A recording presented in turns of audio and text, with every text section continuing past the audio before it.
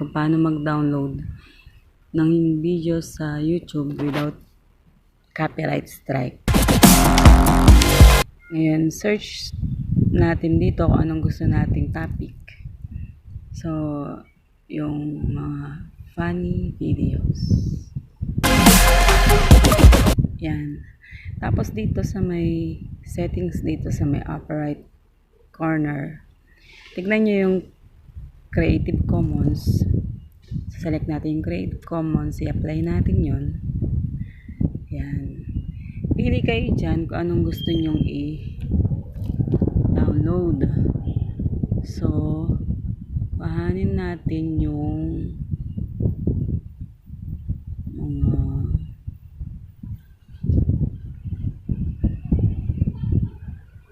itong ML. Ito. Tignan nyo sa description guys kung may nakalagay na reuse allowed. Pag may reuse allowed na yan guys, pwede natin siyang i-upload sa YouTube na hindi tayo makaka-copyright strike. Yan, mamamonetize yung video natin dyan. Pwede tayong bayaran ng YouTube dyan. So, pwede siyang copyhin. Ngayon, copy link natin siya. Punta tayo dito sa Google. Hanapin natin yung save from.net. Save from.net.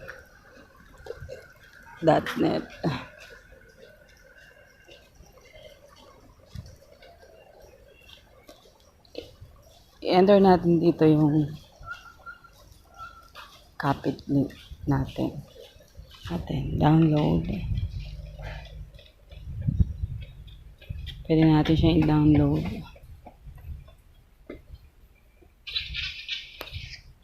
Pag-download na natin guys, pwede nyo siyang i-edit para ilagay nyo yung mga eklabos nyo. Okay.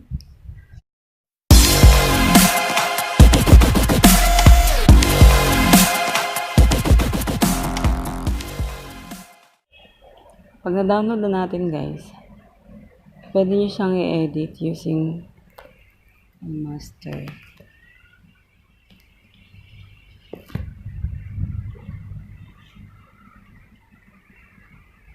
Pwede nyo siyang i-edit using Master. So, tayo.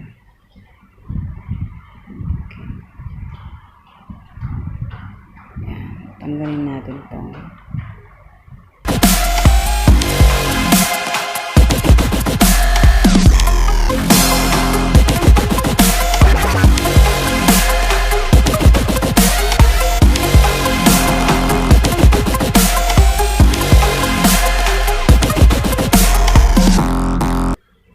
Ayan, pwede na siya.